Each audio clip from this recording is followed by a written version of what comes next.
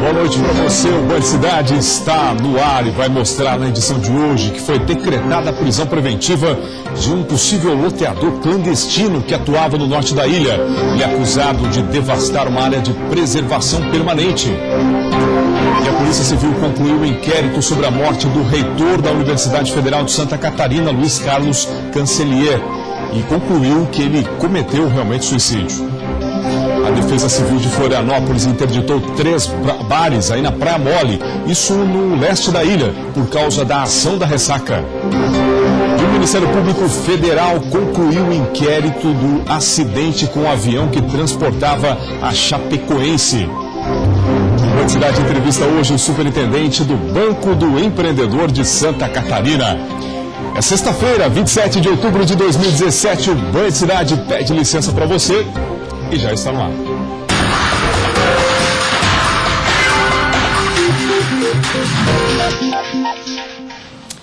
Obrigado aí pela sua companhia, obrigado pela sua audiência nessa sexta-feira, estamos no ar.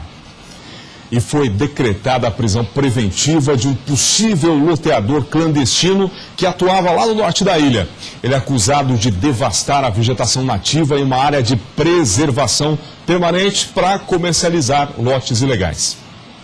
O local escolhido pelo loteador clandestino tem vista paradisíaca. Fica neste morro na região dos Ingleses, norte da ilha. A ação irregular assustou este casal que mora há 25 anos no bairro. Eles invadiram uma área que era de preservação, então já estavam cometendo um crime contra a natureza, porque a natureza ali foi invadida e devassada. Os pássaros, os animais, as cobras, os lagartos, tudo ali desapareceram, né? Eles meteram máquina ali, abriram uma estrada, foram derrubando tudo para fazer um loteamento clandestino lá em cima. Segundo os moradores, as máquinas passaram exatamente por aqui, destruindo a vegetação para construir uma estrada que levaria até o loteamento que fica lá em cima. A extensão é longa, mas a gente vai até lá conferir. Subimos em meio à vegetação devastada. O local onde os lotes seriam vendidos fica na parte mais alta do morro. Antes a área era coberta pela mata nativa. Ao perceber a movimentação do maquinário, os moradores interviram. Nós comunicamos ao IBAMA, o IBAMA veio aí e junto com a prefeitura e mais o meio ambiente e todos colaboraram para que não houvesse essa criminalidade. O pedido de prisão preventiva do Ministério Público do Estado levou em consideração que Leandro Martins atuaria devastando a vegetação nativa e canalizando cursos d'água para comercializar lotes de maneira ilegal. Ele faria parte de um grupo criminoso investigado por atuar também em outros bairros. Por isso, quem pretende comprar lotes ou imóveis deve ficar atento para não cair nesse tipo de golpe. Tudo isso deve ser uma preocupação de quem compra, né? E desconfiar sempre. Se um parcelamento do solo, um loteamento, tiver com preço muito abaixo de mercado, verificar todas essas documentações e verificar se não está comprando um lote que na verdade não tem registro imobiliário. O parcelamento do solo, né, ele é previsto em lei e obviamente tem que ser feito por empresas regularmente constituídas e vendida também por corretores imobiliárias devidamente credenciados no Conselho. E o problema na ilha é a falta de fiscalização, né? Em nota, a Floran disse que está ciente da gravidade do ocorrido, já atuou o acusado diversas vezes e reitera a importância da medida do órgão de controle para cessar as atividades criminosas. No Oeste, um jovem morreu após sofrer aí um acidente e ser arrastado por um caminhão. Elisandra Vissoto. O acidente aconteceu na SC 480 em São Lourenço do Oeste. Marcelo Nunes, de 18 anos, morreu após bater a motocicleta que ele estava conduzindo em um caminhão. Com o impacto da batida, o motociclista foi arrastado por vários metros, não resistiu aos ferimentos e morreu na hora.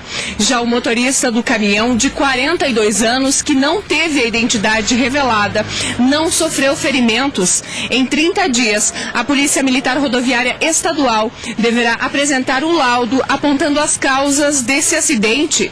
Voltamos ao estúdio.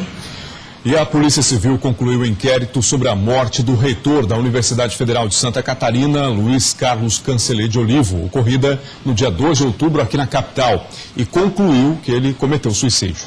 O documento já foi entregue à Justiça. Canceler tirou a própria vida após queda no vão central do shopping Beira-Mar. Ele se jogou da escada rolante do piso L4. Ainda segundo a polícia, Canceler estava com quadro de depressão após ser preso pela Operação Ouvidos Moucos da Polícia Federal. Ele foi detido no dia 14 de setembro e solto no dia seguinte. O reitor estava indo a um psiquiatra e tomava remédios. Olha só, o bullying ainda é um problema recorrente nas escolas por todo o país. Por isso, a comissão da OAB Vai à Escola tem intensificado ações sobre esse assunto. Nessa sexta-feira, foi a vez de uma escola da Cachoeira do Bom Jesus, na capital, receber uma palestra aí sobre o tema. Os olhares são curiosos, mas captam tudo com clareza, porque o assunto é muito próximo das crianças. O bullying é uma realidade. E nessa escola no bairro Cachoeiro do Bom Jesus, na capital, a orientação a partir de educadores acontece, mas muitas vezes não é suficiente. Foi muito importante porque eu estava procurando uma parceria. Na escola, infelizmente, acontece bastante situações, né? O bullying acontece. E na dinâmica do dia a dia, né? Eu estou, somente eu como orientadora educacional, então é uma demanda, eu atendo pais, eu converso com os alunos, os professores também fazem um trabalho, mas é muito importante buscar parcerias, né? E aqui, alunos do 5º e 6º ano aprendem a prevenir e combater as mais diferentes práticas de bullying. E a gente percebe que eles estão animados, justamente porque essa prática ainda acontece bastante. Então, pessoal, OAB vai à escola, por quê?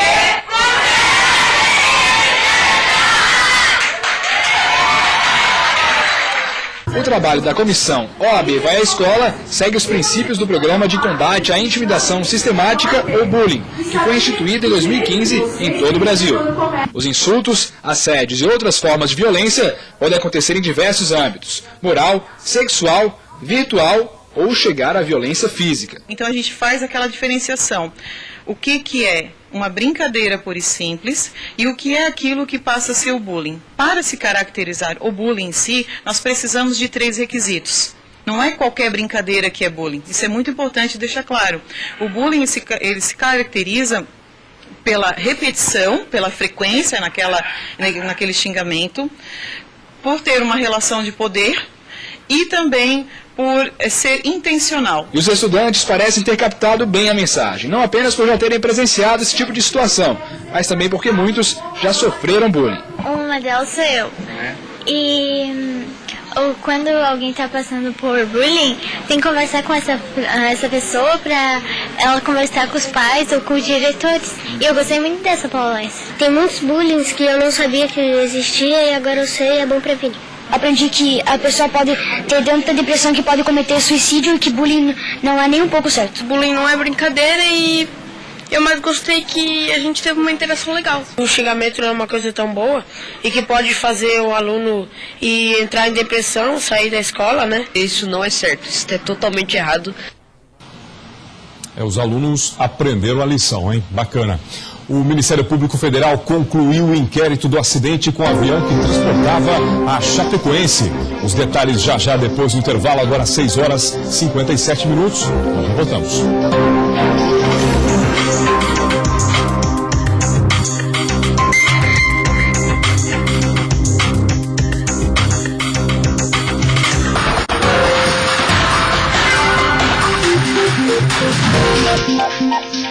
Band Cidade está de volta aqui na capital. A temperatura nesse momento é de 23 graus. E olha só, você que é fã da programação da Band e da TV Catarina, em função aí do Campeonato Mundial Sub-17, alguns programas vão ter alteração no horário nesse final de semana. Confira. A partir das 6 da manhã nesse sábado tem Visita ao Seu Lar. 6h30, Vitória em Cristo. Às 7h30, o programa Quero Carro na TV. Aí, a partir das 8h30 da manhã, o Check-in Lagetur. 9h15, o jogão entre Brasil e Mali na disputa do 3º lugar da Copa do Mundo FIFA Sub-17. Logo após a partida tem a programação com horário normal. Já no domingo, às 7h30 da manhã, tem Missa na TV. 8h30, Truques de Cozinha. Às 9 horas é a vez do Destaque Brasil. 9h30, no Estilo. Às 9h45, programa Divulgação. E a partir das 10 da manhã, tem o Gol, o grande momento do futebol. Na sequência, a programação segue com o horário normal. E a Defesa Civil da capital interditou 3 bares na Praia Mole, no leste da ilha, por causa da ação da ressaca. As estruturas foram danificadas aí pelo mar. Um dos estabelecimentos será demolido e os outros 2 estão sendo monitorados. A Praia Mole vem sendo atingida pela ressaca desde o dia 30 de setembro. O Ministério Público Federal concluiu o inquérito com o acidente com o avião, que transportava o elenco da Chapecoense. Agora, a Agência Nacional de Aviação Civil deverá passar por uma auditoria para verificar se existem irregularidades na autorização de voos fretados. O inquérito concluiu de que não tem evidências que brasileiros tenham contribuído para o acidente da Chapecoense.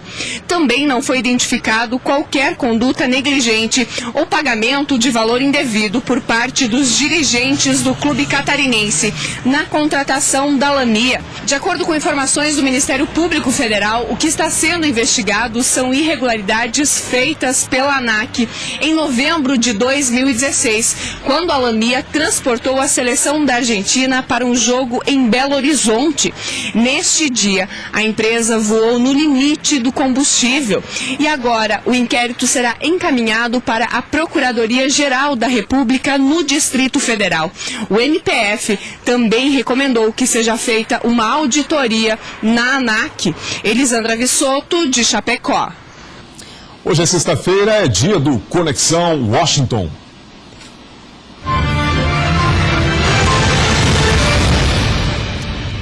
Direto da capital americana, o nosso colaborador Francisco Evangelista Vieira fala sobre uma tradição americana. Boa noite, Francisco. Boa noite, Moacir. Boa noite a você que nos acompanha. Neste 31 de outubro, os Estados Unidos comemoram, mais uma vez, o Halloween, ou Dia das Bruxas, numa tradução livre.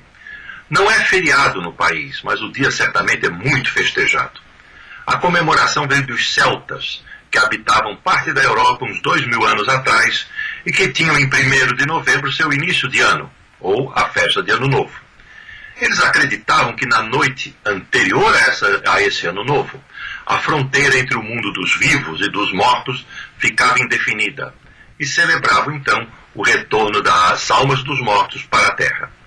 Era também o momento de fazer predições para o novo ano, justamente por causa da presença destas almas.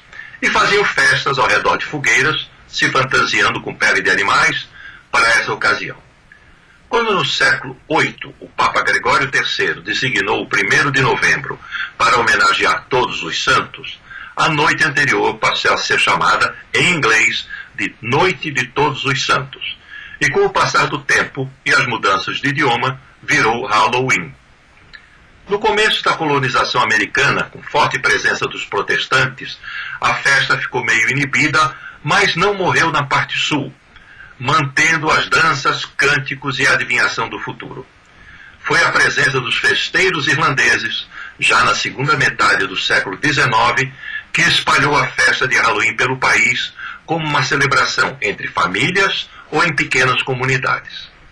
Começou aí a tradição de vestir fantasias diversas, não só aquelas assustadoras, e ir de em casa fazendo a brincadeira do feitiço ou guloseima, uma tradução também livre. A ideia é, basicamente, ameaçar ao morador da casa, dê-me um doce ou lhe ponho um feitiço, como supostamente fariam as bruxas. Hoje esse bater nas portas é coisa das crianças que adoram os doces e chocolates que recebem. Já os jovens com frequência fazem festas à fantasia, na noite de 31 de outubro, mesmo que seja um dia de semana. E umas poucas cidades ainda realizam uma parada com gente fantasiada de tudo que se possa imaginar. Outras informações sobre essa festa. Muitas casas são decoradas com temas de terror. Bruxas, esqueletos, aranhas, etc.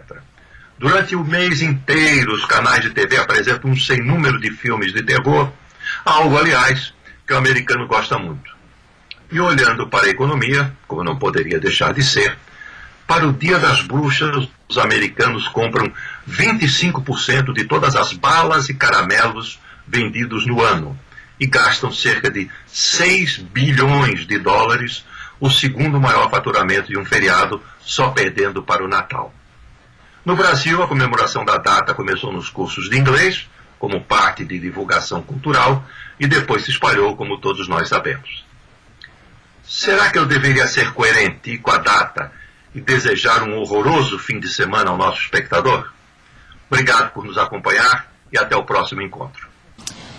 Obrigado, Francisco, pelas informações. Até semana que vem você vai ver a seguir o Band Cidade entrevista hoje o superintendente do Banco do Empreendedor aqui do estado. Os detalhes já depois do intervalo, agora às 7h07.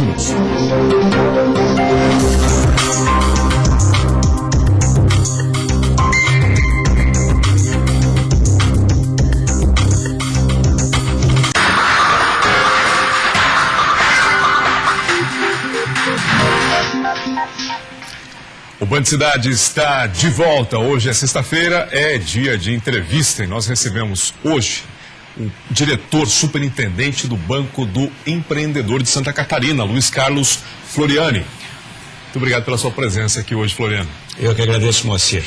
Boa noite. Bom, vamos começar explicando para o nosso telespectador aqui no Band Cidade qual é a diferença do Banco do Empreendedor para um banco convencional. Bom, começa pelo fato de que o Banco do Empreendedor, apesar do nome, não é um banco comercial.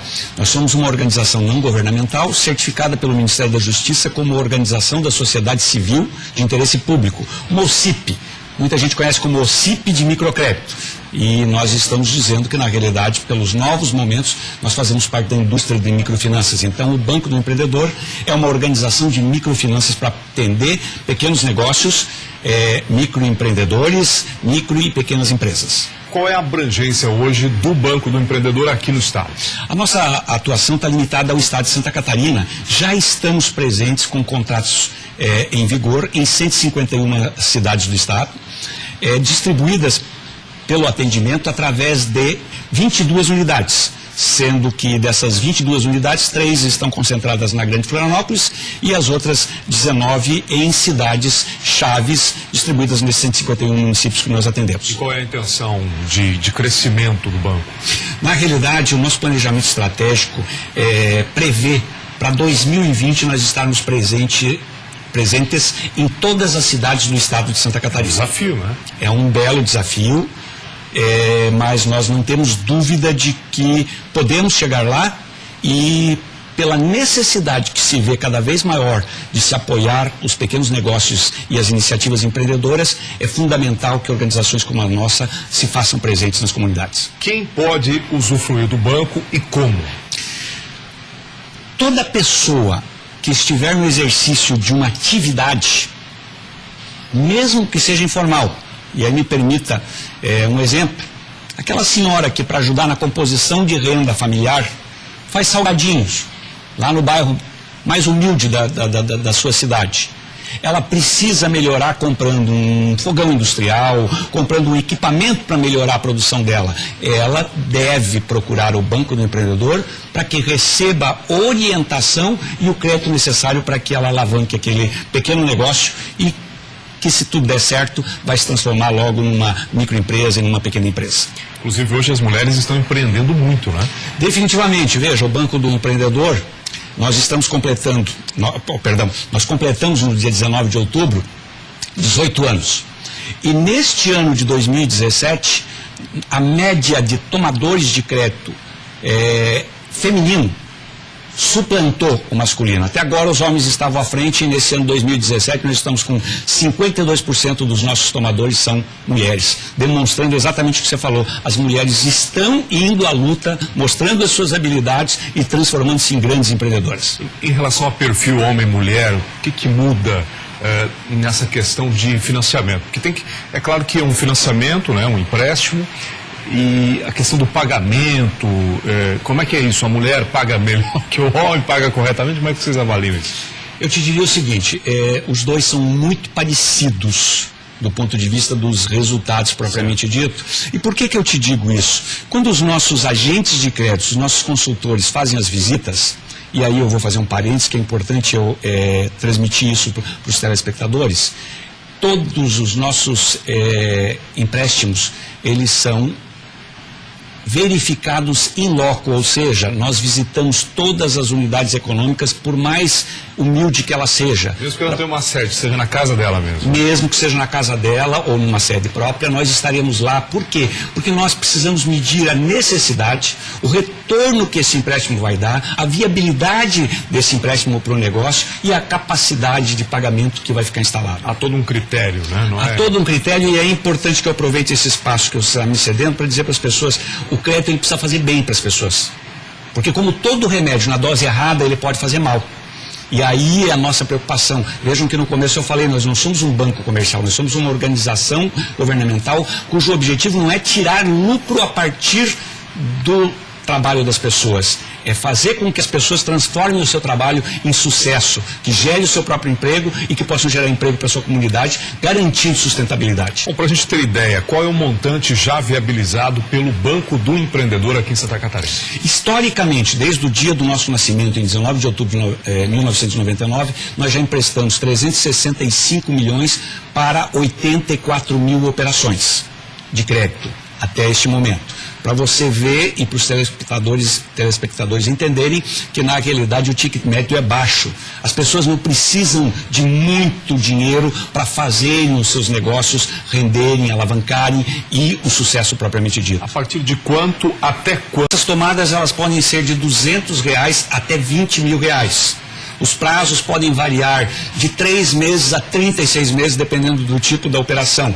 Mas sempre é importante que eu volte a dizer, depende da análise daquele agente de crédito, que é uma espécie de consultor e que está lá vendo qual é a melhor condição para você. Quanto você precisa, qual é a melhor forma de você pagar para que o retorno realmente seja bom. Fazendo de novo um exemplo, é importante que nós tenhamos consciência que quando você toma R$5 mil emprestado, você tem que estar muito bem preparado para produzir 10, para poder pagar o custo do que emprestou e para sobrar alguma coisa para ainda investir no teu negócio. Muito bem, para os empreendedores que nos assistem em todo o estado agora, que querem mais informações sobre o Banco do Empreendedor, quais são os canais de acesso de informação, Edson?